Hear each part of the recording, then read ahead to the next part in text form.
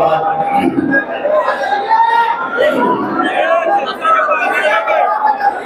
सदर मोहतरम साबिर ईमानी मेयर हाजी जमील अहमद सेठ जरवाला साहब, स्टेज पर तशरीफ फरमा अतहर अशरफी, राजू गाइड, मौलाना जाहिद नदवी, गाजी अमानुल्लाह, आमीन कारपोरेटर, कलीम दिलावर साहब, हाजी मोहम्मद मक्की साहब, अब्दुल मालिक बकरावाला साहब और हाजिरीन मजलिस, शब्बीर पहलवान, तमाम कारपोरेटर हजरात, आने वाले इलेक्शन में उम्मीदवारी के ख्वाहिशमंद सारे ख्वाहिश और तमन्ना रखने वाले अहबाब, हाज़रीन मजलिस और ख़ास तौर पर कायदो सालार व्हाट्सएप ग्रुप के तमाम ही बच्चे, सोशल मीडिया से जुड़े हुए हमारे तमाम ही बच्चे, किसी ने कहा है कि तेरी रहमतों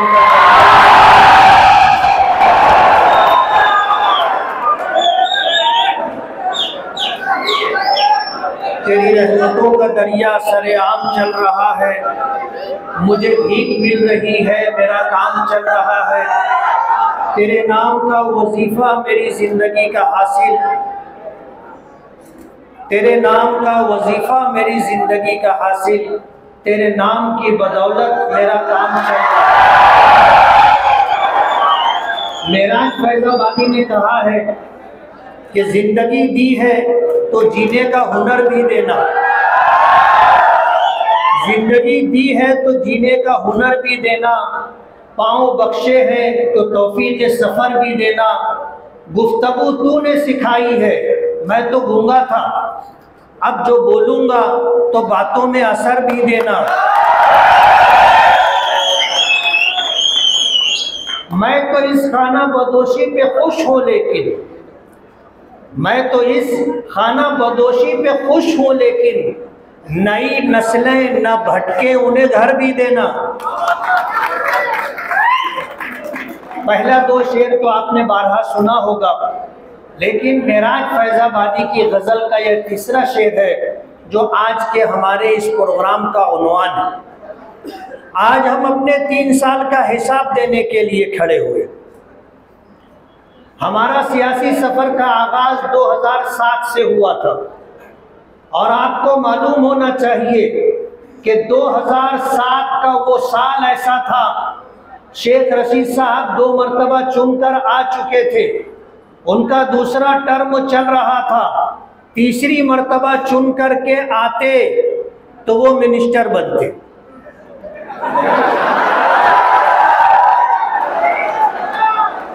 मालेगांव के हालात ऐसे थे कि उनका तोती बोलता था, शहर में किसी में हिम्मत नहीं थी कि उनके सामने खड़ा होकर के बात करता।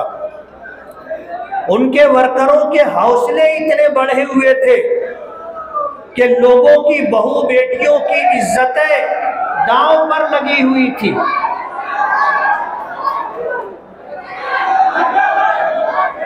भाई ये जो बीच में खड़े हैं आप बैठ जाओ, बैठ जाओ, बैठ जाओ।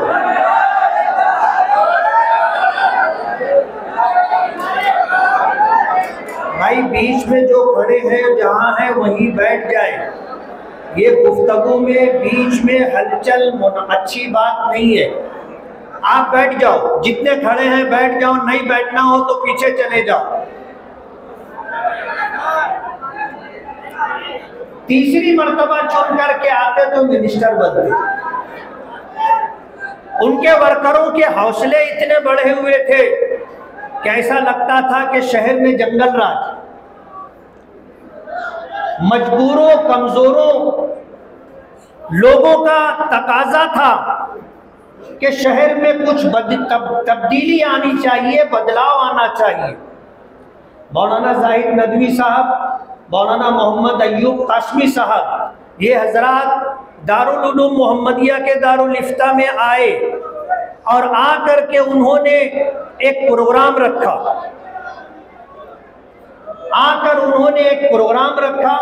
और उस प्रोग्राम के मुताबिक हमने आगे चलना शुरू किया और तीसरा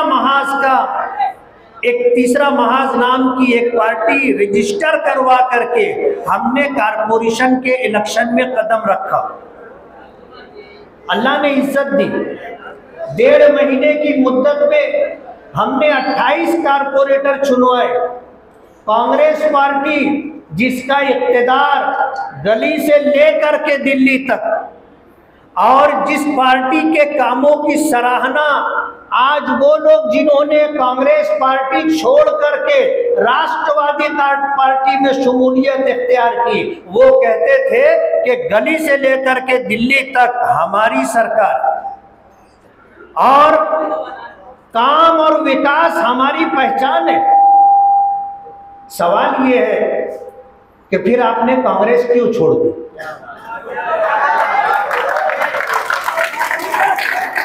या तो आप जो बात कहते थे वो बात गलत थी, और अगर वो बात गलत नहीं थी तो सवाल हमारा अपनी जगह कायम है कि आपने कांग्रेस पार्टी छोड़ी क्यों? कांग्रेस पार्टी ने आपको 2 मर्तबा आमदार बनाया। कांग्रेस पार्टी ने आपके बेटे शेख आसिफ को आमदार बनाया। कांग्रेस पार्टी ने आपको कारपोरेशन में मेयर बनाया। आपकी अहलिया को 1 से ज़ायद मर्तबा मेयर बनाया। आपके बेटे को मेयर बनाया। आपके भाई को स्टैंडिंग कमेटी का चेयरमैन बनाया। पार्टी ने आपको क्या नहीं दिया था? इतना सब कुछ मिलने के बाद आपने अगर पार्टी छोड़ी है तो आपको ये जवाब देना होगा, मालेगांव की आवाम को ये बताना होगा कि आपने कांग्रेस के ताल्लुक से जो बात कही थी कि कांग्रेस पार्टी काम करने वाली पार्टी है और कांग्रेस पार्टी गली से लेकर के दिल्ली तक है और हम काम पर यकीन रखते हैं और काम और विकास हमारी पहचान है, फिर आपने ये रास्ता तब्दील क्यों कर दिया? मैं आपको बता दूं बहुत सफाई के साथ, 2007 का इलेक्शन था, 28 सीटें हमने चुनवाई और हम बेसहारा थे। किसी बड़ी सियासी पार्टी का हमको सपोर्ट नहीं था। हम तो अपने रब पर भरोसा करके और आपको साथ लेकर के इस शहर में बदलाव आना चाहिए उसके लिए मैदान में उतरे थे। लोगों ने हम पर एतमाद किया। हम मजहबी, समाजी, इस्लाही और मिल्ली काम करने वाले तबके से ताल्लुक रखते हैं, लेकिन शायद अल्लाह को ये मंजूर था कि सियासी मैदान में भी आकर के हम लोगों का काम करें। अल्लाह की ये मर्जी थी, हम आए, 28 सीटें अल्लाह ने अता की और कांग्रेस पार्टी तमाम तर वसाइल के साथ सिर्फ 29 सीटें हासिल कर सकी। और मैं आपको बता दूं, हमने कांग्रेस के खिलाफ, हमने जनता दल के खिलाफ इलेक्शन लड़ा था। अब जब रिजल्ट आया तो हमारे पास शिवसेना ऐसी पार्टी थी कि जिसके खिलाफ हमने इलेक्शन नहीं लड़ा था। हम उनके पास गए और जाने के बाद हमने ये कहा कि हम आपके साथ पेक्ट करके कारपोरेशन के अंदर कामकाज करने के लिए सत्ता बनाना चाहते। लेकिन मुसीबत ये थी कि शिवसेना के लोगों ने हमको तालिबान कहा था कि ये तालिबान है। इलेक्शन में उन्होंने हमको तालिबान का नाम दिया था। हम जब उनके पास गए तो वो लोग सटपटा गए कि ये हमारी ऑफिस में कैसे आ गए। हैरत की बात ये है और आपको खुश होना चाहिए कि वो अपना ऑफिस खाली करके बाहर चले गए, हम अंदर बैठे थे। बात मालेगांव से नासिक तक गई। हम नासिक भी गए। नासिक में शिवसेना का इख्तिदार था, उनका मेयर था और कारपोरेशन के पीछे उसका बंगला है। उस बंगले के अंदर उस वक्त जो मेयर था वो था। हम गए तो एक तरफ बाला साहब ठाकरे की छत, जमीन से लेके छत तक की तस्वीर थी और दूसरी तरफ शिवसेना की तस्वीर थी। हम वहां गए, वो लोग भी ऑफिस छोड़ के चले गए। हमने उनके साथ मिलकर के कारपोरेशन में इक़्तिदार लाने की कोशिश की, लेकिन कहते हैं ना कि माजी आदमी का पीछा नहीं छोड़ता। जो बात कह चुके थे वो उनके गले की हड्डी बन गई थी। लेकिन एक मोड़ आया कि वो हमारे साथ पैक्ट करने के लिए तैयार हो गए, लेकिन हमारे साथ धोखा हुआ और उस धोखे ने हमको ये सबक दिया कि सियासत में किसी पर एतमाद और भरोसा नहीं करना चाहिए। हमने जनता दल के साथ बात की। उस वक्त जनता दल के 12 कारपोरेटर थे और जनता दल के जिम्मेदारान ने हमसे एक बहुत बड़ी रकम का मुतालबा किया कि हमारे कारपोरेटरों को इतना इतना दिया जाए और हमें इतना पार्टी फंड दिया जाए। हमारे बस की बात नहीं थी। हमने कहा हमारे पास पैसा नहीं है, आप हमसे ओहदे ले लो और हमारे साथ पैक्ट करके कारपोरेशन में सत्ता बनाओ। उनको ये बात समझ में नहीं आई। कांग्रेस पार्टी के विलासराव देशमुख साहब ने बाबा सिद्दीकी साहब को मालेगांव भेजा और मालेगांव भेज करके उनको हमें इस बात पर आमादा करना चाहा कि हम कांग्रेस के साथ मिलकर के कामकाज करें। हमने अपने कारपोरेटरों को समझाया कि हम अपोजिशन में बैठ जाते, जरूरी नहीं है कि हम सत्ता में रहें। उनका ये कहना था कि लोगों ने इतनी मेहनत की है और आपको 28 सीटें दी हैं और आप अपोजिशन में बैठने की बात करते हैं, तो 5 साल हम लोग करेंगे क्या? जैसा हो रहा है आज, जैसे कांग्रेस पार्टी की सत्ता थी और ताहिरा शेख और शेख रशीद साहब जो है मेयर ऑफिस संभाला करते थे, हमारे कारपोरेटर बैठे हुए हैं, इनको फंड नहीं मिलता था, उनके कारपोरेटरों को फंड मिलता था और बजट के अंदर पकड़ा जाता था 25 लाख, 50 लाख, 75 लाख, 1 करोड़, 1.5 करोड़, 1 करोड़ 80 लाख तक उनके एक एक कारपोरेटरों को किसी को बजट दिया गया। हमारे कारपोरेटरों को किसी साल 4 लाख बजट दिया गया, किसी साल 5 लाख बजट दिया गया, किसी साल 10 लाख बजट दिया गया और कभी 20 बजट देने की बात की गई लेकिन दिया नहीं गया। हम कारपोरेशन में रहे, हमारा मेयर रहा, हमने तमाम सियासी पार्टियों के कारपोरेटरों को बराबर फंड दिया। ये हमारी तारीख रही है कारपोरेशन की। और कांग्रेस के साथ हमें बहालते मजबूरी, हमें पैक्ट करके कारपोरेटरों के इख्तिलाफ, पार्लियामेंट्री बोर्ड के इख्तिलाफ के बावजूद हमें वो काम करना पड़ा। जाहिर बात है यूं कोई बेवफा नहीं होता, कुछ तो मजबूरियां रही होंगी, कुछ तो मजबूरियां रही होंगी, यूं कोई बेवफा नहीं होता।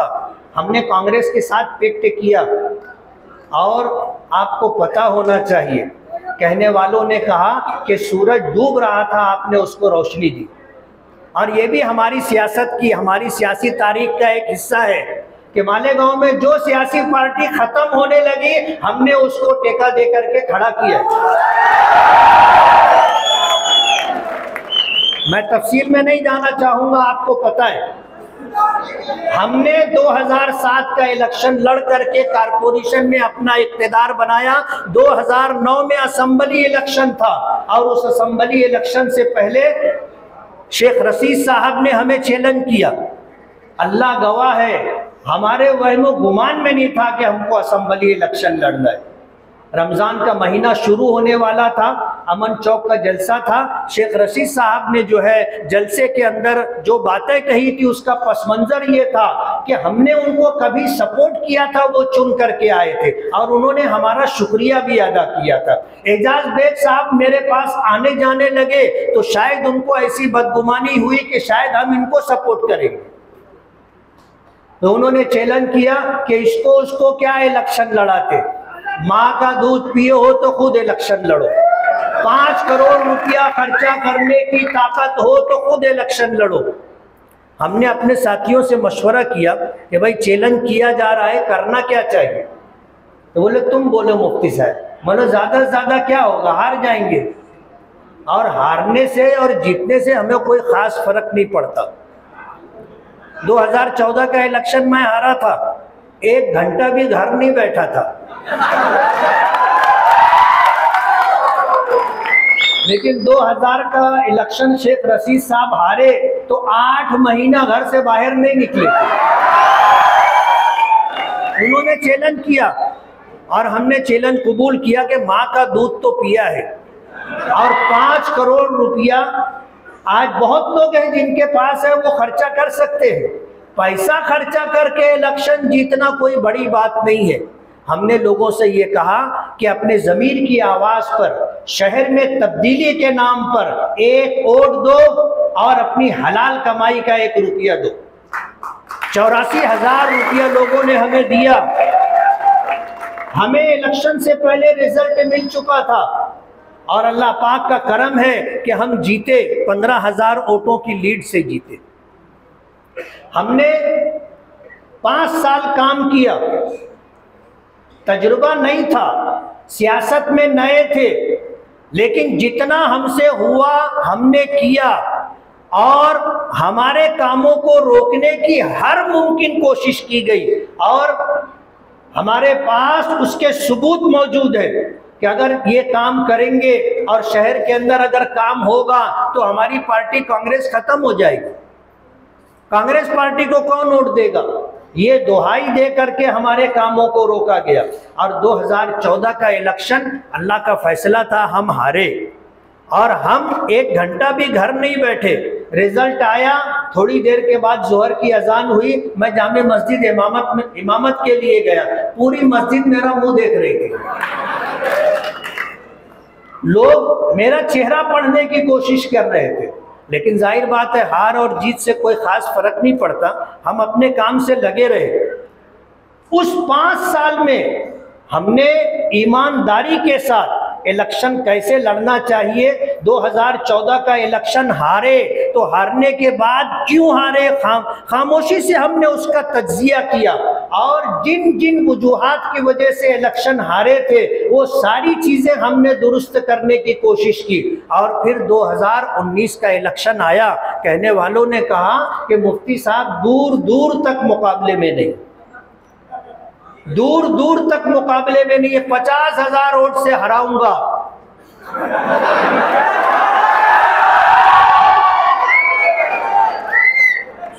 फिर 50,000 से 45,000 पे आए, 40 पर आए, 30 पर आए, 20 पर आए, 10 पर आए, 5 पर आए और फिर कहने लगे कि 2-4 हजार के फर्क से जीत और हार होगी। आप लोगों का ताउन था, अल्लाह का फजल करम था, 40,000 वोटों की लीड से चुन करके आए।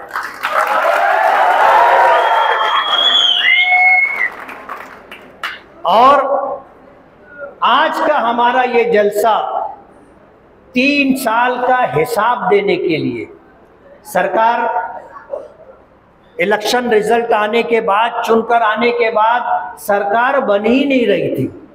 आपको पता है, कई महीने निकल गए, शिवसेना बीजेपी का झगड़ा चलता रहा, सरकार नहीं बनी। और महीनों गुजर जाने के बाद सरकार बनी तो कोरोना साहिब आ गए। अच्छा, हमारे लिए नहीं, सिर्फ मालेगांव के लिए नहीं और सिर्फ महाराष्ट्र और हिंदुस्तान के लिए नहीं, पूरी दुनिया अपनी जगह खड़ी हो गई थी, सबको पता है। और सरकार के पास पैसे नहीं थे, एक्स्ट्रा फंड देने के लिए कुछ नहीं था। जो भी आमदनी सरकार को हो रही थी वो सब कोरोना में खर्च हो रही थी। हमको भी इस बात का पाबंद किया गया था कि आपको आमदार निधि जो मिल रही है, एमएलए फंड जो मिल रहा है, उसमें से आपको 50 लाख रुपया देना है। जब 2 करोड़ रुपये का बजट था, 2 करोड़ रुपये में से 50 लाख रुपया देना है। और जब दूसरा साल आया तो फिर हमें पाबंद किया गया कि आपको 1 करोड़ रुपया देना है। तो हमने 1 करोड़ रुपया दिया। और आपके लिए खुशी की बात होगी कि पूरे महाराष्ट्र के अंदर सबसे पहले कोरोना से मुतासिरीन मरीजों की सहूलत के लिए 50 लाख रुपया मालेगांव में मैंने दिया।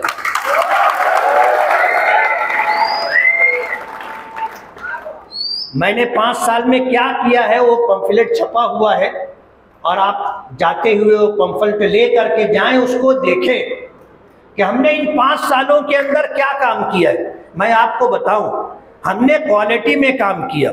और पहला काम हमने इस्लामपुरे में आरसीसी सीमेंट रोड का काम किया। उस रोड के बनने के बाद फिर मालेगांव में अल्हम्दुलिल्लाह बेदारी आई, और अब सीमेंट रोड अच्छा क्वालिटी में बनने लग गया। माजी आमदार शेख आसिफ साहब ने अपने 5 साला दौर में पब्लिक का कोई काम नहीं किया। वो ये कहते थे कि ये रोड गटर की सियासत ये कारपोरेटर की है, कारपोरेशन से जुड़ी हुई है, और एमएलए का काम नहीं है। उन्होंने कोई रोड गटर 5 साल में बनाई नहीं। अपना फंड तालीम के नाम पर उन्होंने दिया, कंप्यूटर बांटे, किताबें बांटी, कापियां बांटी, कितनी बांटी उनको मालूम। और उन्होंने 5 साल में कोई रोड नहीं बनाया। अब जब नहीं है सत्ता में, हार चुके हैं, 10 करोड़ रुपया ला करके उन्होंने शहर में जितने रोड बनाए हैं आप देख लो उन्होंने कहां बनाया है। और 10 करोड़ में उन्होंने जितने रोड बनाए हैं, एमएलए रहते हुए अगर 10-10 करोड़ रुपया लाए होते तो मालेगांव के अंदर सारे बड़े रोड बन चुके होते। जब उन्होंने काम नहीं किया, ये तो ऊपर वाले का करम है कि मैं एमएलए हूं, और मेरे रहते हुए मेरे एमएलए शिप के दौरान शहर में इतना काम होगा कि जब साल मेरा टर्म पूरा होगा तो आप देखोगे मालेगांव में कितनी रोड बन चुकी होगी। काम होना चाहिए, चाहे हम करें चाहे कोई और करे। शहर का विकास होना चाहिए। हम किसी के काम को रोकने की कभी हमने नापाक हरकत नहीं की। हम तो ये चाहते हैं कि हमारे शहर में काम होना चाहिए और यहाँ की आवाम को बुनियादी सहूलियात मिलनी चाहिए, शहर की तरक्की होनी चाहिए, और शहर में रहने वालों को बुनियादी मूलभूत सुविधा मिलनी चाहिए। रोड है, गटर है, पानी है, लाइट है, ये सारी सहूलतें उनको मिलनी चाहिए। अब जाहिर बात है कोई भी ला रहा है तो अपने घर से नहीं ला रहा है, कहाँ से ला रहा है? सरकार से ला रहा है। चलो हम लाए, तुम लाए, आया तो मालेगांव में, और हमारे पीरियड में आएगा, हमारे लिए फख्र की बात होगी। हम तो चाहेंगे उनको और फंड मिले। अजीत दादा पवार आए थे, उनको जब वो फाइनेंस मिनिस्टर और डिप्टी चीफ मिनिस्टर थे, उन्होंने 10 करोड़ रुपए का फंड दिया। मालेगांव में बहुत सारी रोड बनी, लेकिन कहते हैं ना कि अंधा बाटे रेवड़ी। इन्होंने वहीं पर रोड बनाया जहां से इनको वोट मिल सकती है और उनके कारपोरेटर चुन करके आ सकते हैं। जैसे मिसाल के तौर पर हजार खोली है, उन्होंने पहली गली का रोड नहीं बनाया और वहां के रहने वालों को कहा कि तुम हमको वोट नहीं देते। दूसरी गली का रोड बनाया और उनको ऐसा लगता है कि वहां से उनको वोट मिलती है, जबकि वहां से भी मुझको ही वोट मिली।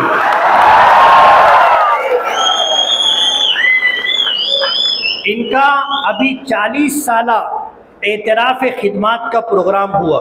मैंने लोगों से कहा कि 40 साल में जो पहला 5 साल था उसमें उन्होंने क्या काम किया, थोड़ा सा मालूमात लेकर के निकाल करके आओ। वो थे भी नहीं ना वो 5 साल में वहां, यानी 40 साल बोलते तो पहला जो 5 साल था उसमें ये कारपोरेटर भी नहीं थे, एमएलए भी नहीं थे। उन्होंने बना तो लिया 40 साल, और लोग नहीं बोलना चाहिए, बोलते हैं 40वां था। और हमें भी ऐसा लगता है कि शेख रशीद साहब को साइड लाइन करने के लिए ये प्रोग्राम किया गया। क्या अब्बा बस करो, घर बैठो। एक टाइम आता है ना, एक टाइम आता है बच्चे बोलते हैं अब्बा बस करो, अब तुम आराम करो। तो ये प्रोग्राम इसीलिए किया गया। बोलते ना बड़े मियाँ तो बड़े मियाँ, छोटे मियाँ सुभान अल्लाह। शेख रशीद साहब ने अभी प्रेस कॉन्फ्रेंस से ली थी। प्रेस कॉन्फ्रेंस से लेकर के उन्होंने अपने 5 साला दौर में शिवसेना जैसी फिरका परस्त पार्टी, उनके अल्फाज है, शिवसेना जैसी फिरका परस्त पार्टी के साथ 5 साल इक़्तिदार के मजे लिए, उनका साथ लेकर के मेयर बने और जो फंड था 50% से ज्यादा नदी के उस पार गया, जबकि 80% टैक्स हम देते हैं, 20% टैक्स नदी के उस पार से मुश्किल से मिलता है। लेकिन कहने वाले कहते हैं कि 80% काम उधर हुआ, 20% काम इधर हुआ, जबकि इधर की पब्लिक 80% टैक्स देती। अब जब इक़्तिदार खत्म हो गया तो दादा भूसे साहब बहुत बुरे हो गए ना। पहले बहुत अच्छे थे, साथ में मिलना बैठना और शाम का प्रोग्राम भी चलता था, जब बहुत अच्छे थे। जब 5 साल का इक़्तिदार खत्म हो गया तब शिवसेना फिरका परस्त पार्टी हो गई और दादा भूसे साहब जो आज हमारे कैबिनेट मिनिस्टर है, आज वो बुरे लगने लगे। अब जाहिर बात है कि जिस वक्त तो इनको अपना इख्तिलाफ बताना था उस वक्त नहीं बताए। 5 साल इक़्तिदार का मजा ले लिया और मजा ले लेने के बाद जो है जब टाइम पीरियड खत्म हो गया तब उनकी मुखालफत शुरू कर दी। शेख आसिफ साहब जो है कारपोरेशन में मेयर थे, आज लोग हमसे बोलते हैं कि ये नल पट्टी मालेगांव में नासिक से ज्यादा है, मालेगांव में अहमदनगर से ज्यादा है, मालेगांव में नल पट्टी जो है औरंगाबाद से ज्यादा है, धुलिया से ज्यादा है। क्यों ज्यादा है आपको पता है? शेख आसिफ साहब मेयर बने थे और जब वो मेयर बने तो मेयर बनने के बाद उन्होंने पानी पट्टी के लिए जनरल बोर्ड में ऐसे ही इस बात को मंजूरी दी कि हर साल के पानी पट्टी बढ़ेगी। कितने परसेंट? 5%। अब जाहिर बात है हर साल 5% नल पट्टी बढ़ती जा रही है और बढ़ते बढ़ते आज नल पट्टी इतनी हो गई कि दूसरे बड़े शहरों में इतनी नल पट्टी नहीं है जितनी नल पट्टी हमको देनी पड़ रही है। और आपको पता है रोजाना हमको पानी नहीं मिलता, हमको पानी एक दिन नागे से मिलता है और जब पानी कम पड़ता है तो 2 दिन नागे से पानी मिलता है और नल पट्टी हर दिन पानी मिले उस हिसाब से वसूल की जाती। अभी जो है शेख रशीद साहब ने प्रेस कॉन्फ्रेंस से ली और प्रेस कॉन्फ्रेंस से लेकर के उन्होंने घर पट्टी की बात की। मैं आपको बताऊं ये घर पट्टी का विषय उन्होंने खुद ही मेयर की सिफारिश से जनरल बोर्ड में रखा था और उसको मंजूरी दी। और केर पट्टी के लिए, घर पट्टी के लिए सर्वे कराने वाली जो टीम मालेगांव में आई है ये इनकी लाई हुई है। और आपको ये भी बता दूं कि जिन्होंने अपने घर का सर्वे करा लिया उनकी घर पट्टी 2 पट, 3 पट, 5 पट तक आएगी। हमने इसकी मुखालफत की कि जो सर्वे करने के लिए आए उनको सर्वे मत करने दो, वरना आपके घर पट्टी इतनी बढ़ करके आएगी कि आपकी आंख खुल जाएगी। आज शेख रशीद साहब घर पट्टी बढ़े उसका विषय वो जनरल बोर्ड में लाने वाले, मेयर की सिफारिश से आया और उनके रहते हुए इसे मंजूरी मिली, आज मुखालफत कर रहे। आपको उसी वक्त तो रोकना चाहिए था ना। और चलो आखिरी जो आपने जनरल बोर्ड की मीटिंग ली थी कम से कम उसमें तो जो है अपनी पिछली गलती दुरुस्त कर लेते, ये उन्होंने नहीं किया। आज लोगों को, मालेगांव के लोगों को बेवकूफ समझ रहे हैं और मालेगांव के लोगों को ऐसा समझ रहे हैं कि इनको कुछ समझता नहीं है। हमने सियासत में आ करके इस्लाहे सियासत के साथ लोगों को ये समझने का मौका दिया कि अंदर बैठे रात के अंधेरे में बंद कमरे में एंटी चेम्बर में होता क्या है, हमने लोगों में उजागर कर दिया। तो लोग बोलने लगे ये मौलाना को कहाँ वोट दे रहे यार, ना ये लेते ना लेने देते, ना ये लेते ना लेने देते। इस तरह की बातचीत हो रही है। मैं ये कहना चाहता हूँ कि इन 1 साल के अंदर हमने जो रोड रास्ते बनाए हैं और 1 साल के अंदर हमने जो काम किया है, आप देख लीजिए, आप इंशाअल्लाह मुतमईन होंगे। मालेगांव शहर एक ऐसा शहर है जिसे लोग कहते हैं कि ये जज्बाती शहर है। 12 नवंबर का जो मामला हुआ था, 12 नवंबर के मसले में शहर को पता है कि हमारे आका सरकार दो आलम सल्लल्लाहु अलैहि वसल्लम की शान मुबारका में गुस्ताखी की गई थी और रजा एकेडमी की तरफ से ये आवाज उठी थी कि हमें शहर बंद करके अपना एहतजाज दर्ज कराना चाहिए। मालेगांव की एक सियासी, मजहबी, समाजी, मिली तंजीम ऐसी नहीं थी जिसने मुखालफत की हो, सब ने तायीद की थी। और मालेगांव की तारीख के अंदर आपको पता होना चाहिए कि इतना कामयाब बंद कभी भी नहीं हुआ।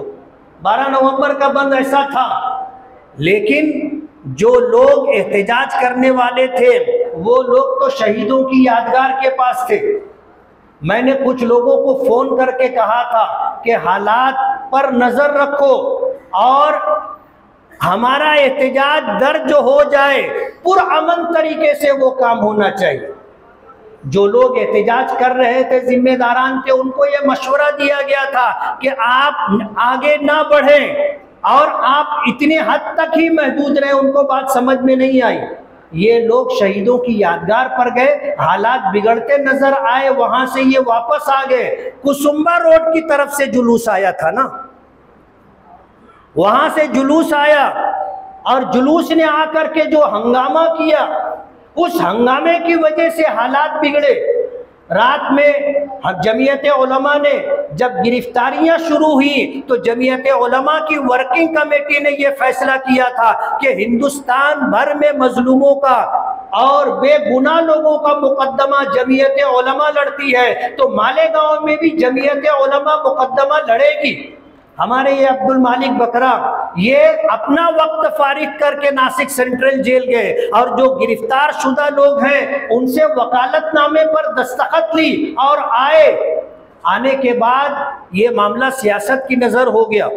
जमीयत के दफ्तर पर बाकायदा प्लानिंग के साथ लोगों को भेजा गया, जिन्होंने आकर जमीयत के दफ्तर में हंगामा किया, सख्त सुस्त कहा, गालियां दी और वकालतनामे वापस ले गए।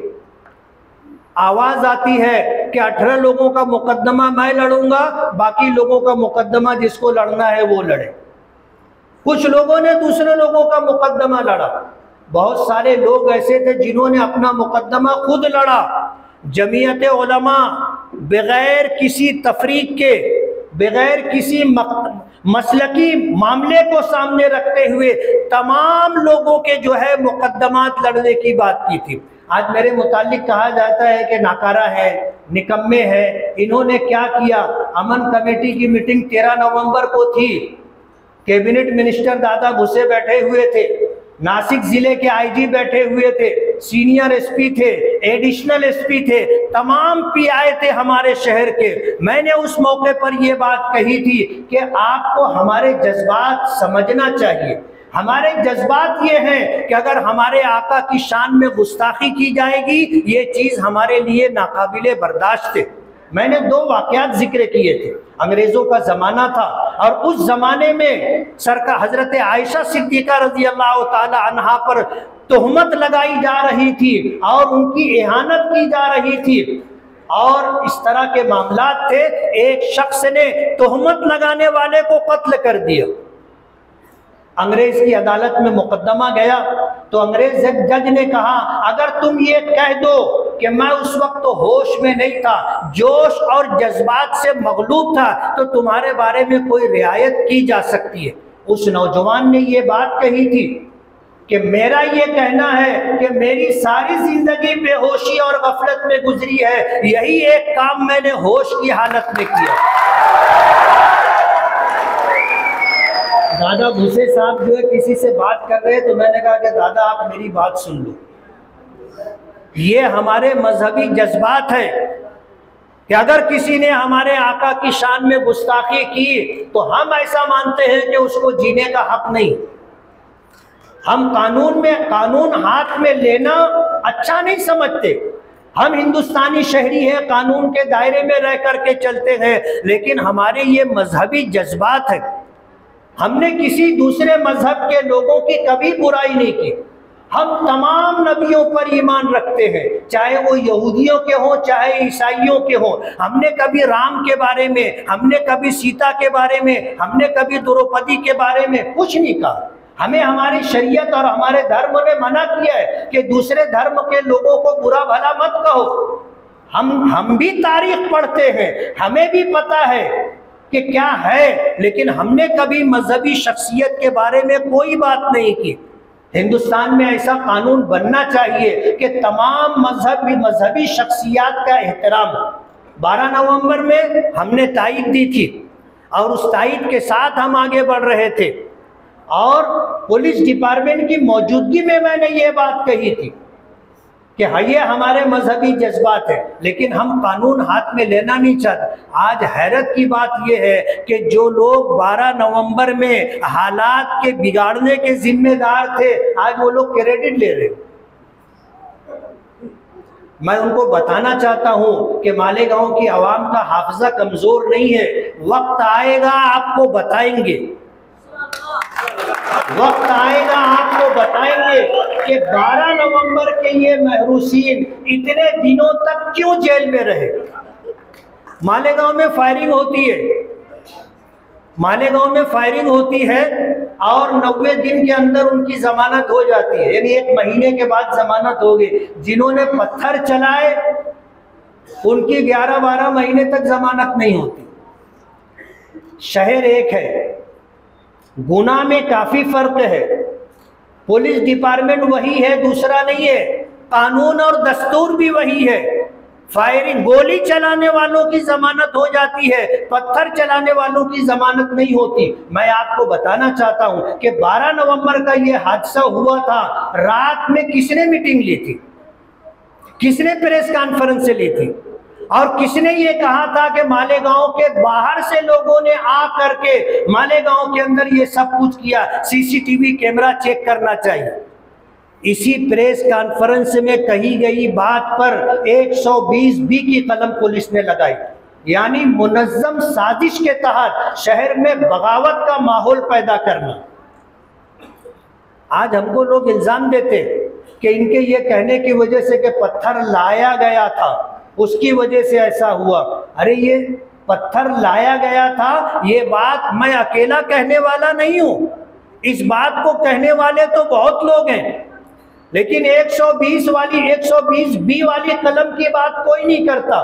कुसुम्बा रोड की तरफ से जो मजमा आया था, जिन्होंने आकर हंगामा किया था, जिनकी वजह से ये लोग, कुछ लोग गिरफ्तार हुए बेगुनाह और जेलों की सलाखों के पीछे रहे, उनके लिए कोई बात करने वाला नहीं। लेकिन गांव वालों का हाफजा कमजोर नहीं है। इसलिए मैं आपसे ये कहना चाहता हूं कि आप ख्वाब गफलत में ना रहें। मालेगांव की आवाम का हाफजा कमजोर नहीं है, और अगर कहीं गर्द गुबार आ जाएगा तो हम साफ करने के लिए मौजूद है ना। हम बताएंगे कि ये हादसा हुआ क्यों था, हम बताएंगे लोगों को। इसलिए 12 नवंबर के मामले को लेकर के हमें जिस तरह टारगेट किया जा रहा है, मैं आपको बता दूं, मैंने उसी मजलिस में ये बात पुलिस डिपार्टमेंट के लोगों को कही थी। उन्होंने तकरीबन 1000-1500 लोगों पर केस बनाए थे, और ये 50-55 लोगों तक ये फिगर पहुंचा। और रहमान पहलवान के घर रात में घुस करके कॉम्बिंग ऑपरेशन करके उनको ले जाया गया। हमको कहना पड़ा आज के बाद रात में किसी के घर कॉम्बिंग ऑपरेशन नहीं होगा, आप इसके बाद आप किसी को गिरफ्तार नहीं करोगे।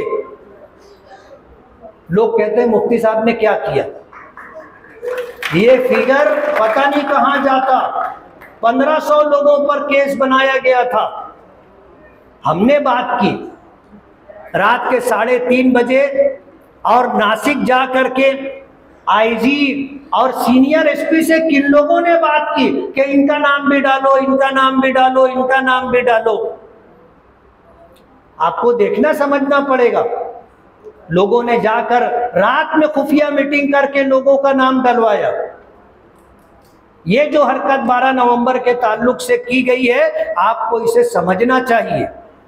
और जिस वक्त ये सारा काम करने का मौका था, जो लोग आज क्रेडिट लेने की बात करते हैं, ये सब अंडरग्राउंड थे,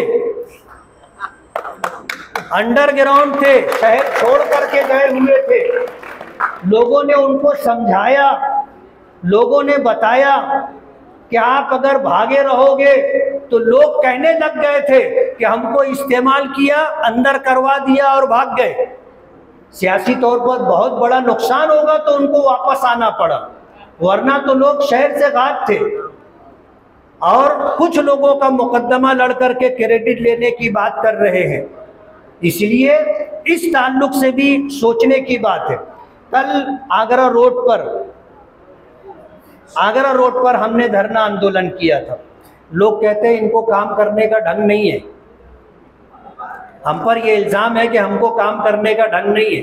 और यकीन मानो, एहतजाज करना हमारे प्रोग्राम में नहीं था। हम तो कमिश्नर से 2 मुद्दों पर बात करने के लिए गए थे।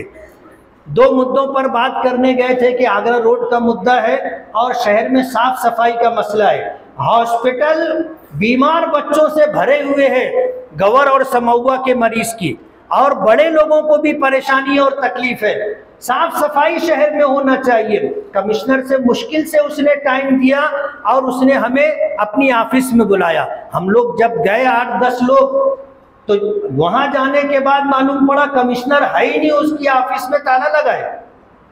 हमने ताला खुलवाया, ऑफिस में बैठे, कमिश्नर को फोन किया तो फोन करने पर कमिश्नर ने कहा कि साहब मुझको आधा घंटा और लगेगा। तो मुझे ये कहना पड़ा कि जब आधे घंटे के बाद आप आने वाले थे तो हमको अभी क्यों बुलाया आपने? बोले ठीक है आप बैठो, मैं आता हूँ। आधा घंटे से कम कुछ हम लोग बैठे, लेकिन वो आदमी आया नहीं। मजबूर होकर के हमको फिर ये करना पड़ा कि अब चल करके जिस मसले के लिए आए थे वहां जा करके बैठे। वहां जाने के बाद सिटी इंजीनियर पीछे से आया, ठेकेदार भी था, उससे बातचीत होने लगी। तो वो ठेकेदार से मैंने कहा कि ये गटर का पानी रोड पर क्यों है?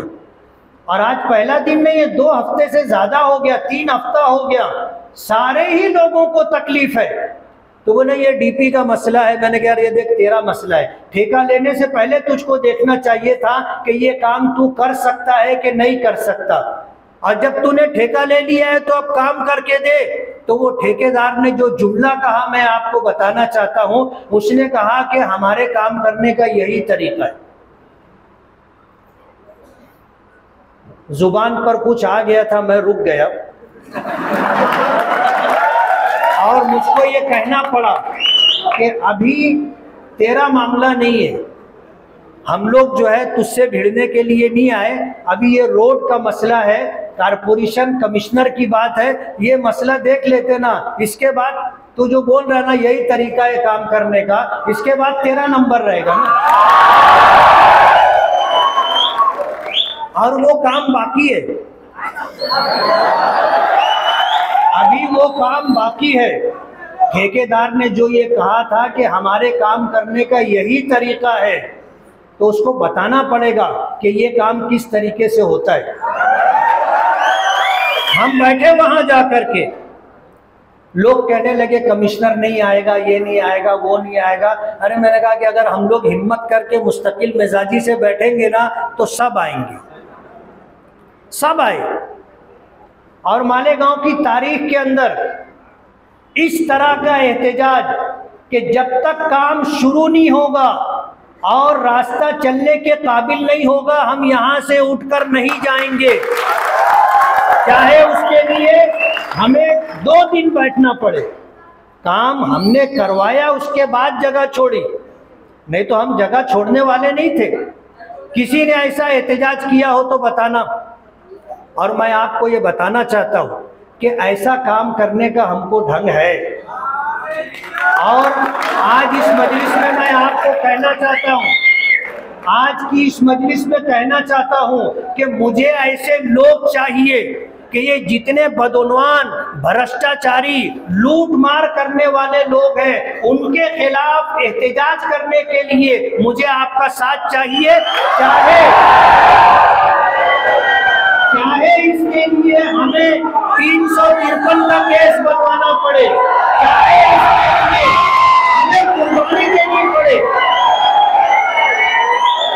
अपने शहर के लिए हमें ये काम करना है। कमिश्नर साहब ने वहां पर ये बात कही थी।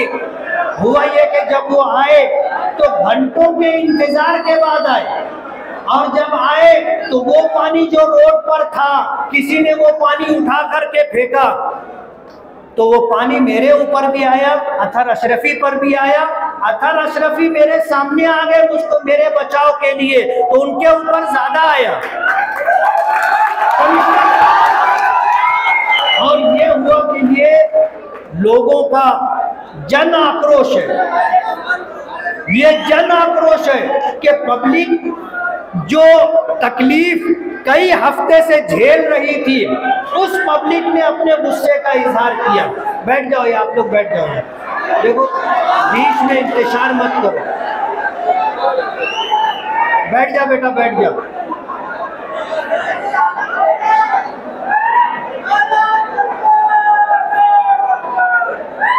आज कारपोरेशन के ऑफिसरान पुलिस स्टेशन में जाकर हमारे खिलाफ कंप्लेन देना चाहते थे। पुलिस डिपार्टमेंट ने उनकी अर्जी ले ली, किसी ने उनको रास्ता बताया कि वो जो है फिर कोर्ट चले गए, वहां से हमारे खिलाफ FIR रजिस्टर कराने की कोशिश कर रहे हैं। कान खोल करके सुन लेना, हम इन जैसे FIR रजिस्टर कराने से डरते नहीं है, और कांच के और शीशे के महल में बैठ करके जो ऑफिसरान ये हरकत कर रहे हैं, उनको घर भिजाने की भी हमारे अंदर ताकत है। कान खोल करके सुन ले, हमें पता है कि कौन कितनी भ्रष्टाचारी करता है और कितने कितने परसेंट, कितने टके कमीशन लेता है, हमें पता है। आपको सबक लेना चाहिए। सिटी पुलिस स्टेशन के PI साहब चले गए ना, सिटी पुलिस स्टेशन के PI साहब चले गए, आपको भी जाते देर नहीं लगेगी, सिर्फ थोड़ा सा हिसाब किताब बैठाना पड़ेगा बस। कारपोरेशन के जो ऑफिसरान हमारे खिलाफ पुलिस स्टेशन और कोर्ट गए हैं, वो कान खोल करके सुन ले, आज से हम उनके पीछे लगे रहेंगे और हम देखेंगे जहां हमें थोड़ा सुन-बुन लगी, इंशाअल्लाह अच्छी बिसात बिछाएंगे, अच्छा जाल बिछाएंगे और उनको जमा करवाएंगे, उनको दाल आटे का भाव क्या है हम बताएंगे। बात है, शीशे के महल में बैठ करके जो काम उन्होंने किया है, कर रहे हैं, करने का उनका प्रोग्राम है, उसका इलाज हमारे पास है। अयाज हलचल जैसे लोग हैं ना हमारे पास, है हमारे पास उसका इलाज, और हम करेंगे इंशाअल्लाह। अभी 353 लगाने की बात कर रहे हैं। मैं कमिश्नर साहब का शुक्रगुजार हूँ और मैं चाहता था कि हमारे ऊपर केस बने। सियासत में ये जरूरी है, सियासत में ये जरूरी है। अगर हाथ पांव समेट करके डर करके रहेंगे तो लोग हमको पता नहीं कब लपेट के किनारे कर देंगे। इसलिए केसों से हम डरते नहीं हैं, बस आपका साथ चाहिए। गांव के सामने राव की चलती नहीं है, गांव के सामने राव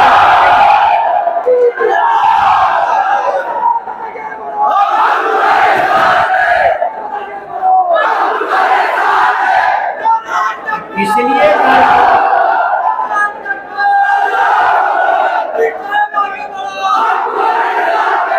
कारपोरेशन में जो कुछ हो रहा है, हमारे कारपोरेटरों को भी पता है और जो लोग इस फील्ड में हैं उनको भी इस बात को जानते हैं। और इंशाअल्लाह हम तो अब लगने वाले हैं। थोड़ा इत्मीनान से आप बात सुन लो। 3 साल के बाद जलसा हो रहा है। 3 साल के बाद हम सुन रहे हैं और सुना रहे हैं। इत्मीनान से बैठो। शिंदे साहब मालेगांव आए थे।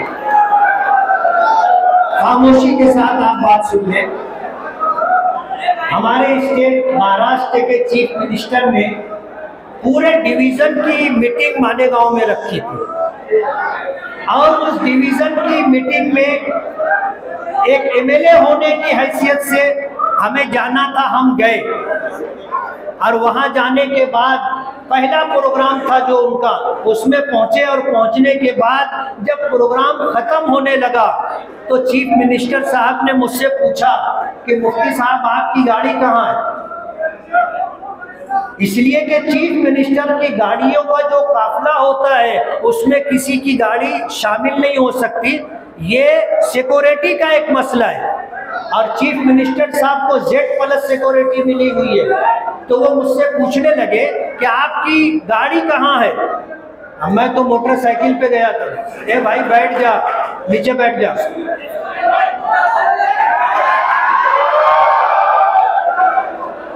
शिंदे साहब ने, हमारे चीफ मिनिस्टर ने पूछा कि मुफ्ती साहब आपकी गाड़ी कहाँ है। तो मैंने कोई जवाब दिया नहीं, इसलिए कि मैं 4 व्हीलर पे नहीं 2 व्हीलर पे गया था। तो हमारे कैबिनेट मिनिस्टर दादा भूसे साहब ने हंस करके कहा कि हमारे मुफ्ती साहब 2 व्हीलर पर घूमते। उनको यकीन नहीं आया शिंदे साहब को। वो मुझसे पूछने लगे कि मोटरसाइकिल पे आए। मैंने कहा हाँ साहब। तो उन्होंने कहा कि मेरे साथ गाड़ी में बैठो। और दादा भूसे साहब को उन्होंने जिम्मेदारी दी कि आप मुफ्ती साहब को ले जा करके गाड़ी में बिठाओ। तो चीफ मिनिस्टर साहब के गाड़ी में बैठने से पहले मैं और दादा भूसे गाड़ी में बैठ चुके थे। उसके बाद क्या हुआ वो मैं आपको बताना चाहता हूँ। अब जो प्रोग्राम था वो इस प्रोग्राम में, उस प्रोग्राम में, उस प्रोग्राम में, जहाँ जहाँ वो गए उनकी गाड़ी में मैं बैठा था, मुझे जाना पड़ा। मैं ये तो नहीं कह सकता था कि साहब ये प्रोग्राम में मैं आपके साथ आ गया, अब अगले प्रोग्राम में नहीं जाऊंगा, मुझको नीचे उतारो। मैं नहीं बोल सकता था। उन्होंने इज्जत दी। आज वो स्टेट के चीफ मिनिस्टर है, हमें तो उनके पास काम लेकर के जाना पड़ेगा। अब उनके प्रोग्राम में स्टेज पे मैं चला गया तो मुस्तकीम साहब ने एक प्रेस कॉन्फ्रेंस से ले ली, डॉक्टर खालिद साहब ने प्रेस कॉन्फ्रेंस से ले ली और एजाज बेग साहब ने कॉन्फ्रेंस से ले ली। मुझे समझ में नहीं आ रहा है कि इन तीनों में क्या कनेक्शन है। ये आपको समझना होगा। ये हमारी मजबूरी थी जिसको उन्होंने प्रेस कॉन्फ्रेंस से ले करके शहर में उजागर करने की कोशिश की। और हमारे माजी डिप्टी चीफ मिनिस्टर साहब आए तो उन्होंने ये बात कही कि ये जिस पार्टी से ताल्लुक रखते हैं वो बीजेपी की बी पार्टी है। और इन्होंने बीजेपी का स्टेज शेयर किया। मालेगांव के लोग इतने बेवकूफ़ नहीं है। आज बी पार्टी होने का इल्ज़ाम हम पर लगाया जाता है। अभी अतहर अशरफी साहब ने कहा कि ये खुद ही जो है फूलों का गुलदस्ता ले जा करके देवेंद्र फडणवीस साहब को देते हैं और फिर उसके बाद आकर अखबार में खुद ही छपवाते भी हैं। यानी वो अगर जा करके मिले तो बी पार्टी नहीं,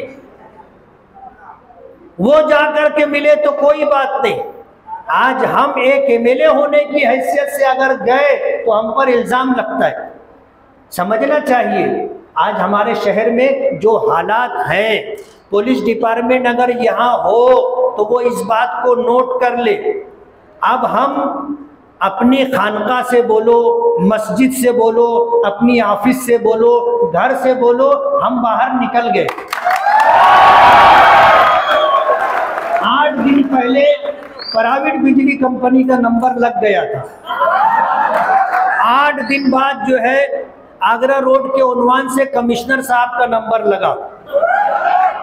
और हमने जिस तरह एहतजाज किया अगर उनके ऊपर पानी, मेरे ऊपर अतर अशरफी के ऊपर पानी नहीं डाला गया होता तो आप समझ लो कोई बात नहीं थी, हम अपना काम खुश उस्लूबी से करवा करके उठते, जो होना था हुआ। लेकिन मैं ये बताना चाहता हूं, पुलिस डिपार्टमेंट इस बात को नोट कर ले, मालेगांव में गांजा बेचने वाले, कुत्ता गोली बेचने वाले, जुआ और सट्टे का कारोबार करने वाले, गुटखे का कारोबार करने वाले पुलिस डिपार्टमेंट की सरपरस्ती में कर रहे हैं, पुलिस डिपार्टमेंट की सरपरस्ती में कर रहे हैं। अब हमारे शहर में ये बात चलेगी नहीं, आप इसको नोट कर लो। अगर आपने उनके खिलाफ कार्रवाई नहीं की तो हम अपने नौजवानों को ले जाकर के कार्रवाई करेंगे। गांजा बेचने वाले, गुटखा बेचने वाले, सट्टा खिलाने वाले और कटर मार करके लोगों का मोबाइल छीनने वाले, मोटरसाइकिल चुराने वाले और शहर के अंदर दादागिरी करने वाले लोगों की नकेल पुलिस को, डिपार्टमेंट को लगानी पड़ेगी। और अगर नहीं लगाएंगे तो हमारी मजबूरी होगी। हमारे साथ ऐसे जियाले लोग हैं कि अगर हमें मालूम पड़ेगा कि गुटखे की गाड़ी आई है तो हम खुद ही जाकर के घेर के खड़े हो जाएंगे ना। और हम ये कर सकते हैं, हम ये कर सकते हैं और करेंगे। पुलिस डिपार्टमेंट इस बात को नोट कर ले, आज के बाद शहर में ये जो समाजी बुराइयां हैं इसका सद्देबाब पुलिस को करना होगा। और अगर पुलिस नहीं करेगी तो मजबूरन हमें जाकर के वहां, कानून तो हम हाथ में नहीं ले सकते, लेकिन जो ट्रक होगा गुटखे से भरा हुआ, जो ट्रक होगा गांजे से भरा हुआ, उसको हम घेर करके खड़े रहेंगे। और डिपार्टमेंट को ये बात भी नोट कर लेना चाहिए कि हमारा भी ताल्लुक ऊपर है। आईजी साहब से बोलो, डीजी साहब से बोलो, हमारा भी ताल्लुक है। सीपी साहब से बोलो, एसीपी साहब से बोलो, हमारा ताल्लुक है। और अल्हम्दुलिल्लाह दिल्ली तक ताल्लुक है, एजेंसियों में काम करने वाले लोगों से भी ताल्लुक है। इसलिए अभी जो पुलिस डिपार्टमेंट के लोग होंगे इस बात को नोट कर ले, हमारे शहर के अंदर अब ये सट्टा, जुआ, कुत्ता गोली, गांजा फरोशी और नशे की जो मुख्तलिफ चीजें हैं इस पर आपको कंट्रोल करना होगा। मालेगांव की हालत क्या हो गई? मालेगांव में ऐसा हो गया कि ये अड्डा हो गया, ये अड्डा हो गया। ट्रक से भरा, गांजे से भरा हुआ ट्रक मालेगांव आता है और मालेगांव से फिर दूसरे स्टेट में और दूसरे सिटी के अंदर उसकी तकसीम होती है। पुलिस डिपार्टमेंट क्या कर रही है? कहां से इतना माल आता है और मालेगांव से कैसे कहां जाता है? डिपार्टमेंट को ये चीज देखनी पड़ेगी। और अगर डिपार्टमेंट आंख नहीं खोलेगी तो हम उनकी आंख खुलवाएंगे। डिपार्टमेंट कार्रवाई नहीं करेगा, हम कार्रवाई करवाएंगे। और मुझे सिर्फ आपका साथ चाहिए। कहते हैं ना, जो गुनहगार होता है वो बुज़दिल होता है, जो गुनहगार होता है वो डरपोक होता है। अगर उसको पता भी चल गया ना कि मेरी गाड़ी आएगी और लोग घेर लेंगे तो वो गाड़ी तो क्या खुद ही गांव में नहीं आएगा। सिर्फ आपको हिम्मत करनी है। और मैं आपको बता दूं, 12 नवंबर की हादसे के बाद मालेगांव के लोगों का हौसला टूट गया था। कोई एहतजाज करने की हिम्मत नहीं रखता था। हमने शुरुआत की है, हमने शुरुआत की है। और वो जो डर और खौफ का माहौल था उसको खत्म करने के लिए हमने एहतजाज शुरू किया। और दूसरा एहतजाज हमारा पहले एहतजाज से ज्यादा सख्त था। आप अंदाजा कर ले, हमें अब ये सब काम करना है। और मैं बता दूं, ये काम हम कर सकते हैं और लोगों से अच्छा कर सकते, और हमने करके दिखाया है। इसलिए मुझे आपका साथ चाहिए। कांग्रेस डिपार्टमेंट, मैं कांग्रेस बोल रहा हूँ, पुलिस डिपार्टमेंट को ये बात नोट कर लेना चाहिए कि मालेगांव में जो समाजी बुराइयां हैं इसका सद्देबाब करना आपकी जिम्मेदारी है। ये इसकी आप रोटी रोजी खाते हो, आपको ये बंद करवाना होगा। और अगर आपने ये बंद नहीं करवाया तो मजबूरन हमें रोड पर आकर के ये सब कुछ करना पड़ेगा। आज इस वक्त मालेगांव के अंदर जो हालात हैं, उन हालात के पेश नजर एक अहम सुलगता हुआ मसला प्राइवेट बिजली कंपनी का 5 मई 2019 को माजी आमदार शेख आसिफ साहब के दौर में ये एग्रीमेंट हुआ है और 20 साल के लिए ये मुसीबत हम पर ला दी गई है। आज बिजली के मसले को लेकर के हमारा शहर जिस तरह परेशान है, शायद माजी में इतनी बड़ी परेशानी नहीं रही। घरगुती के बिजली, घरगुती मीटर के ऊपर जब ये बिल बनाते हैं तो 50,000 से ऊपर, और जब कारखाने का बिल बनता है तो कई लाख रुपए में बनता है। और ये प्राइवेट बिजली कंपनी, हमने जिम्मेदारी के साथ ये बात कही है कि ये मालेगांव को लूटने के लिए आए। एक लुटेरा वो होता है जो ताकत के बलबूते पर, अपनी हथियार के बलबूते पर आकर लूट करके जाता है। इन्होंने कानून का सहारा लेकर के लूटने का काम किया है। प्राइवेट बिजली कंपनी की मनमानी चलेगी नहीं। प्राइवेट बिजली कंपनी की मनमानी चलेगी नहीं। अगर किसी को तकलीफ है तो वो हमसे राब्ता करे, उसका मसला इंशाअल्लाह हम हल करवा के देंगे। हमारा ये शहर मजदूरों का शहर है, बुनकरों का शहर है। अभी शनिचर के दिन, इसी हफ्ते में शनिचर के दिन दिल्ली से टेक्सटाइल मिनिस्ट्री की तरफ से एक कमेटी आई थी। मालेगांव के ताल्लुक से पावर लूम के जितने मसाइल हैं, उन मसाइल पर नुमाइंदगी की गई और मालेगांव में क्या होना चाहिए ये तफसील उनको दी गई। और इस तफसील के साथ वो कमेटी दिल्ली वापस गई है। बुनकरों के मसाइल के हल के लिए हम इंशाअल्लाह यहाँ से लेकर दिल्ली तक जो है मेहनत करेंगे और कोशिश करेंगे, और इंशाअल्लाह हम अपने शहर के रोजगार के लिए कामयाब जद्दोजहद और कामयाब नुमाइंदगी करेंगे। इसी के साथ मैं आपको ये बता दूं कि मालेगांव में 2 नंबरी लोगों की सरपरस्ती करने वाले कौन लोग हैं, आपको समझना होगा। मालेगांव में समाजी बुराइयों को चलाने के लिए और उनकी सरपरस्ती करने के लिए जो लोग हैं, उनको आपको पहचानना पड़ेगा। जाहिर बात है, मुझे मालूमात मिली कि गांजे के कारोबार में मालेगांव के 2 लोग थे, उनका झगड़ा चल रहा था, तो उनको बैठा करके सुलह कराने वाले लोगों ने सुलह ये कराई कि आगरा रोड के इस तरफ तू कारोबार संभाल और आगरा रोड के उस तरफ तू कारोबार संभाल। हमें पता है और मुझे ये भी यकीन है कि डिपार्टमेंट को भी पता होगा, लेकिन डिपार्टमेंट क्यों कार्रवाई नहीं करती है आप समझ सकते। आज जो लोग बीबी में, डीएसबी में लोग हैं, खुफिया एजेंसी में है, हमें तो बताने वालों ने यहाँ तक बताया कि जुए सट्टे के कारोबार में ये पार्टनर है। अब जाहिर बात है, सैयद भाई कोतवाल फिर डर काहेगा, उनके यहाँ रेट नहीं पड़ती, और रेट पड़ती भी है तो कामयाब रेट नहीं पड़ती। जब रेड करने के लिए जाने वाले जो लोग होते हैं वही फोन करके बोलते आ रहे हम लोग हैं। अब जाहिर बात है, पहले से वही लोग फोन करके बता देंगे तो कहाँ कुछ होगा। इस तरह की जो हरकतें मालेगांव में हो रही हैं, पुलिस डिपार्टमेंट इस बात को नोट कर ले कि अभी शहर के अंदर चलेगा नहीं।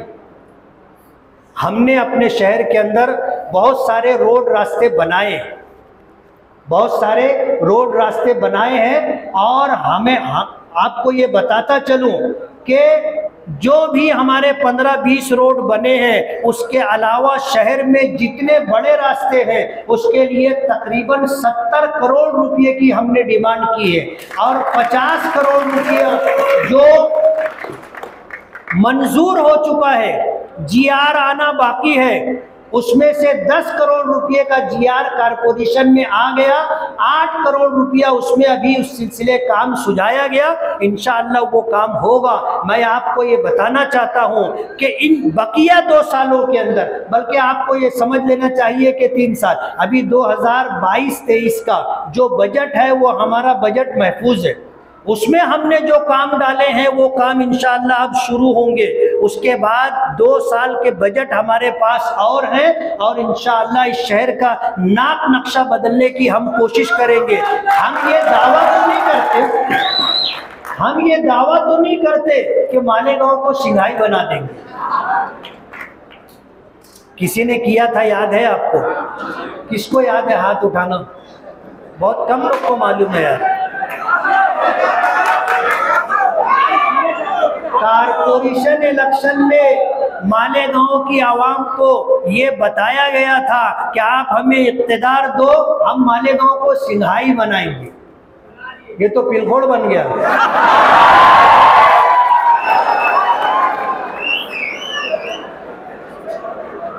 आगरा रोड का हमारा बजट 10 करोड़ 78 लाख रुपया, राउंड फिगर 11 करोड़ रुपया मंजूर था। हॉट मिक्स रोड बनने वाली थी। आगरा रोड के नाम पर इन्होंने कितना कमाया और खाया आपको पता है? हम बना रहे थे, हमको नहीं बनाने दिया गया। आरसीसी रोड बनाएंगे और 50 करोड़ रुपये से ज्यादा डालने का प्रोग्राम बना। रोड और गटर के नाले के नाम पर एक फेज बना, दूसरा फेज बन रहा है, नाले का काम चालू है। 3 साल का अरसा हो चुका है, एक रोड बना नहीं है अभी तक। अभी तीसरा फेज बनेगा दरेगांव नाके तक, तब जाकर के एक रोड बनेगा। हमारा काम ना हो उसके लिए ये सारी हरकतें की जाए। हमने गुजारिश की थी कि अगर आपके पास 50 करोड़ रुपया है तो मालेगांव के अंदर अतराफ में जो कच्चे इलाके हैं, आप वहाँ रोड है, पानी की पाइपलाइन है, आप वहाँ पर जो है गटर है और लाइट है, ये नज़्म कर दो, सबका काम हो जाता। लेकिन ये करना नहीं था, इसलिए जो है हमारा काम रोकने के लिए जो कुछ वो कर सकते थे उन्होंने किया। आज इस मौके पर मुझे चिट्ठी दी गई कि गठबंधन के ताल्लुक से भी बोलो। हमने कभी गठबंधन की मुखालफत नहीं की है। कहीं गठबंधन के ताल्लुक से इख्तिलाफ की आवाज़ हमारी तरफ से आपको सुनाई नहीं दी गई होगी, लेकिन हमारे खिलाफ मुसलसल लिखा जा रहा है और मुसलसल बोला जा रहा है। मैं ये बात बताना चाहता हूँ कि वो सारी पोस्ट हम महफूज रखेंगे। ऊंट भी पहाड़ के नीचे आता है ना, ऊंट भी पहाड़ के नीचे आता है, तब उसको पता चलता है कि उसका कद है बड़ा या पहाड़ ऊंचा है। हम बताएंगे, लेकिन हमने गठबंधन की मुखालफत नहीं की। गठबंधन हमारी चाहत है, हमारी मजबूरी नहीं है। गठबंधन हमारी चाहत है, लेकिन हमारे साथ जो सुलूक किया जा रहा है, हमें ऐसा लगता है कि वो लोग गठबंधन बाकी नहीं रखना चाहते और हम पर इल्जाम डालना चाहते हैं कि गठबंधन इनकी वजह से टूटा। हम तोड़ने वाले नहीं हैं गठबंधन, लेकिन जाहिर बात है ताली 2 हाथ से बजती, ताली 2 हाथ से बजती है, एक हाथ से ताली नहीं बजती। जब हम और आप दोनों चाहेंगे कि गठबंधन बाकी रहे तो ही गठबंधन बाकी रहेगा, और अगर हम चाहते रहें और आप ना चाहो तो मियाँ बीवी का रिश्ता भी नहीं रहता ना, फिर मियाँ बीवी का रिश्ता भी बाकी नहीं रहता, तो गठबंधन की क्या बात है। हमने ये प्रोग्राम बनाया है कि गठबंधन रख करके हम इस शहर को उन लोगों से पाक करना चाहते हैं जो इस शहर को 40 साल से लूट रहे। समझ रहे हो आप? जो लोग 40 साल से लूट रहे हैं इस शहर को, हम अपने शहर को उनसे पाक करना चाहते हैं, इसलिए हम गठबंधन बाकी रखना चाहते हैं। और अगर आपकी तरफ से गठबंधन की खिलाफ वर्जी हो रही है तो इसका मतलब ये है कि आप ये बात नहीं चाहते। आपको सबको ये बात समझ लेनी चाहिए। आज इस मौके पर हमारे शहर के अंदर जिस तरह की सूरत हाल है, उसके पेश नज़र हमें बहुत कुछ करने की ज़रूरत है। ये हमारा शहर है, हमारा घर है, इसको साफ सुथरा रखना हमारी जिम्मेदारी है, इसको बनाना संवारना हमारी जिम्मेदारी है। दुख के साथ कहना पड़ता है कि हमारे यहाँ गटर का ढक्कन बनता है, रात में गायब हो जाता है। हैरत की बात यह है कि संडास का दरवाजा लोग तोड़ करके ले जाते हैं। ये हमारा शहर है। अगर हम अपने शहर के साथ ये सुलूक करेंगे तो हमारे शहर के अंदर कैसे जो है तामीर और तरक्की का काम हो सकेगा। आपको अपने शहर के लिए कुर्बानी देनी है, और कुर्बानी दोनों तरीके से देनी है कि कोई दूसरा अगर इसको लूट रहा है, इसको तबाह और बर्बाद कर रहा है, तो उसको रोकना भी हमारी जिम्मेदारी है, उसकी हिफाजत करना भी हमारी जिम्मेदारी है। और इस शहर के विकास और तरक्की के लिए जो हमारी जिम्मेदारी बनती है, हमें वो जिम्मेदारी पूरी करनी होगी। अगर हमने वो जिम्मेदारियां पूरी की तो इंशाअल्लाह हमारे शहर का कामकाज होगा, और इस तरह जो है कामकाज होने के बाद मालेगांव इंशाअल्लाह तरक्की करेगा। और आपने इस वक्त जो वक्त मुझे दिया है मेरी बात सुनने के लिए, मैं आखिर में ये कहना चाहूँगा कि खौफ जुल्मत से नहीं, खौफ जुल्मत से नहीं, हुस्न यकीन से होगा। खौफ जुल्मत से नहीं, हुस्न यकीन से नहीं होगा। एक नई सुबह का आगाज यहीं से होगा।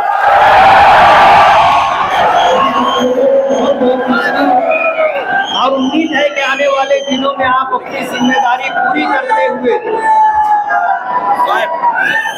बहुत बड़ी तादाद में